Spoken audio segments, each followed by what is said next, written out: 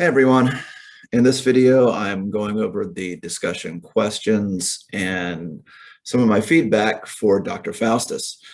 I do have to say that so far, this was the best batch of questions I've gotten. I think that overall, the class did a great job of identifying what is interesting and unusual about the play and finding ways to ask interesting questions about those ambiguous moments. So I'm going to go through just a few that I've picked out, starting with Naomi. Naomi writes, in scene 10, Faustus is bargaining his horse with the horse trader, and Mephistopheles seems to stand up for the horse trader with these words. Quote, I pray you let him have him. He is an honest fellow and he has a great charge, neither wife nor child, end quote citation. Question, if Mephistopheles is a demon, why is he concerned about this horse trader's welfare? Why does he care that the horse trader is honest or has a great burden? This does not seem consistent with the demonic theme bent on destruction. Great catch and question. When I say catch, you picked out a really interesting, ambiguous detail. And here's my response. Great question. This is a striking example of empathy on the part of Mephistopheles. Some have argued that this apparent inconsistency is Mephistopheles' hell, that he feels empathy for the souls he is called upon to damn. Marlowe's attempt to humanize Mephistopheles is one of the play's most dramatically interesting choices and may be an attempt to reconcile humanistic and Christian cultural impulses. Even demons are capable of noble humanistic qualities. In the play, damnation is a reality, but it does not make the damned inhuman. So the idea that Mephistopheles, his version of hell, is the situation that he is in, that it's a psychological torment. There's a moment earlier in the play where he basically said, where Faustus says, well, where is hell? And Mephistopheles says, this is hell and I am in it. And so some have taken this and his apparent empathy to imply that he is, as an empathetic individual, tormented by what he has to do. And that is his version of hell. There's also been many plays that have cast Mephistopheles as a woman as well. And used that to play an almost borderline romantic relationship between Mephistopheles and Dr. Faustus. And the other point I'm making here at the end about humanism, the Renaissance emphasis on humanism as a way to focus on the most noble capabilities and aspirations of mankind. This is something that's influenced by Greek classicism, but that also conflicts in many ways the Christian, so the Christian mindset of mankind as inherently fallen, inherently sinful.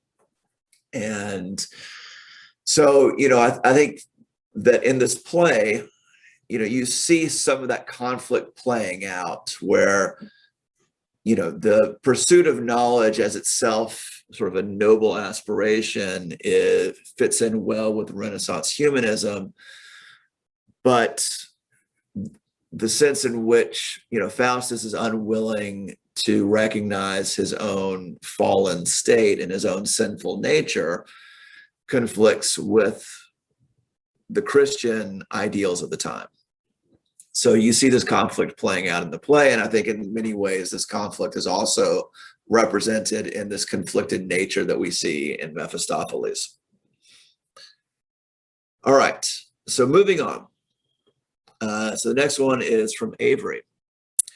Before Faustus signs the contract to sell his soul, the demon Mephistopheles tells him that he needs to cut himself and use his own blood to sign the contract. As he cuts his arm to use the blood, he stops bleeding. Quote, so I will, but Mephistopheles, my blood congeals and I can write no more. What might the staying of my blood portend? Is it unwilling that I should write this bill? Why streams it not that I may write afresh? End quote citation. Avery's question, isn't it oddly timely that Faustus's blood congeals as he goes to sign a contract to give away his soul? Could this be a sign or warning that he shouldn't sign the contract? Faustus himself asks this question. He also asks why his blood does not stream to write the contract. Could Faustus think that his blood has some kind of discernment as to whether this is a good decision or not? Blood flow for yes, and it congeals for no. So does the blood have some kind of discernment? In other words, is the blood capable of making a choice in this matter? Is the blood itself capable of making a moral decision? So this is an interesting moment in the play.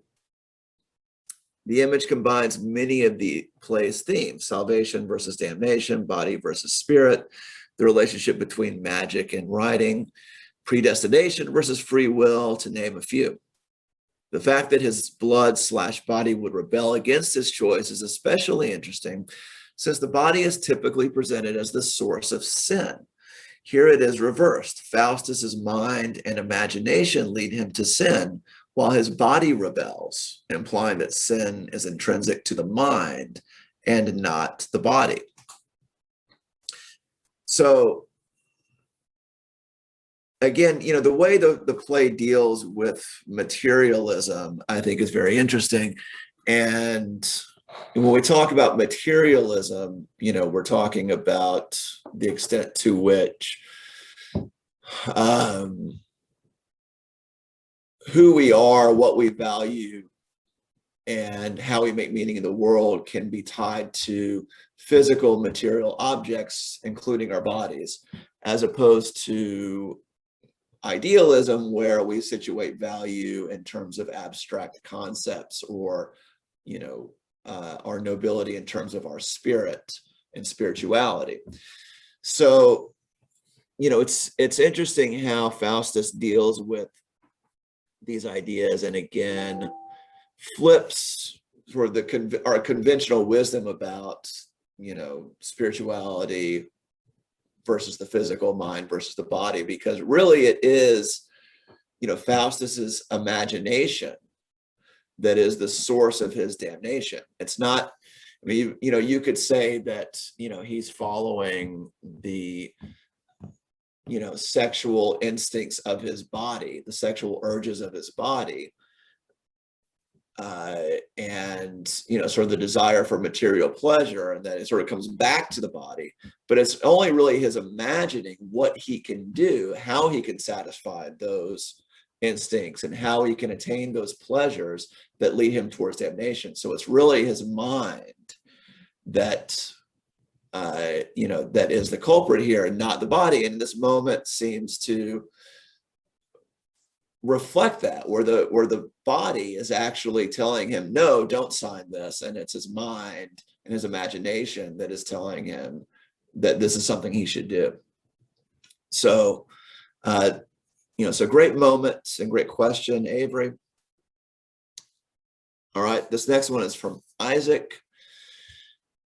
As Faustus finishes his study on theology, he becomes disconnected with how the passages he reads make humans appear doomed from the start. Quote, the reward of sin is death. That's hard. If we say that we have no sin, we deceive ourselves and there's no truth in us. End quote citation. Question, when Faustus is reading through the Bible, he appears to be very selective regarding the passages he reads. If he were to give it a thorough read through, seeing how the gift of God gives eternal life, how would his fate be influenced? Would studying with others not provide him another perspective and give him reason to study more in depth instead of being one and done with his topics studied? Okay. So my response, Faustus is leaving out the eternal life part, is interesting, though he presumably knows this. Meaning, presumably he has heard of the whole eternal life thing. So I don't think this is because he has neglected to read the Bible thoroughly. He just seems to dismiss it as something that is unimportant. He just seems to either disbelieve or undervalue the eternal life provided by God, probably a little of both. If we presume Faustus does know about eternal life, these lines take on a different meaning. Faustus's problem with religion seems to be the idea that people would be punished for something so intrinsic to their nature. He seems to have a problem in general of believing in an immaterial soul. Faustus's identity is wholly bound to his material reality, which includes the predisposition to sin. For Faustus, giving up that predisposition, even if it means going to heaven, would mean giving up his very identity. Okay. So great quotation, Isaac, and I think that this is a very interesting moment. Again, it speaks to the conflict within materialism that we see in the play.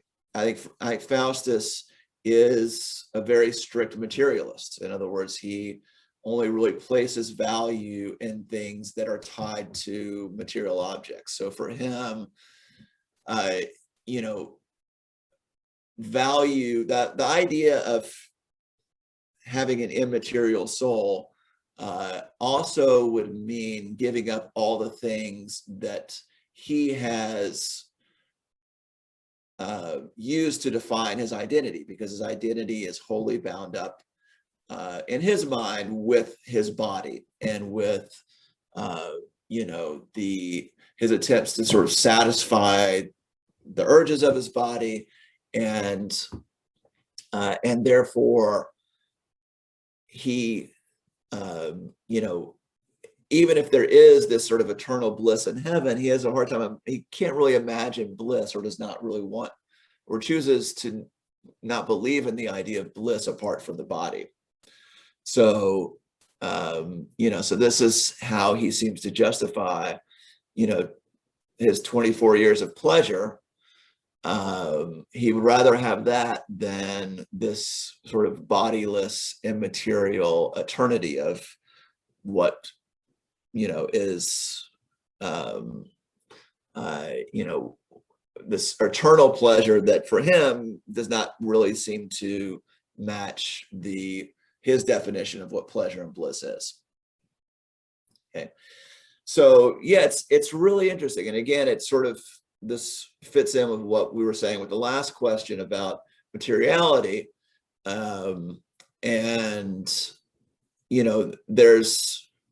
There's a certain irony to what is happening here and how the play deals with materialism, because again, Faustus is someone who has kind of devoted his whole life to study, okay, and to the mind, which is perhaps one reason why he wants to sort of shift focus and focus now on attaining sort of physical power and physical pleasure.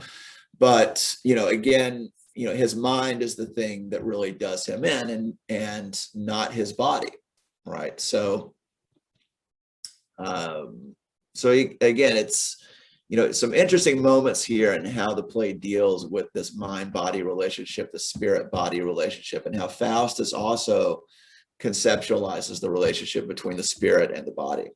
All right, so again, great questions this week. Keep it coming. What I really liked about these questions, again, is how a lot of people found these interesting moments of the play that seem to conflict with their assumptions about, the values that were being addressed in the play, and how you presented these questions in ways that asked us to reflect on why the play is doing these interesting things. All right, so great job. Thanks for watching, and have a great rest of your week and weekend. Thank you.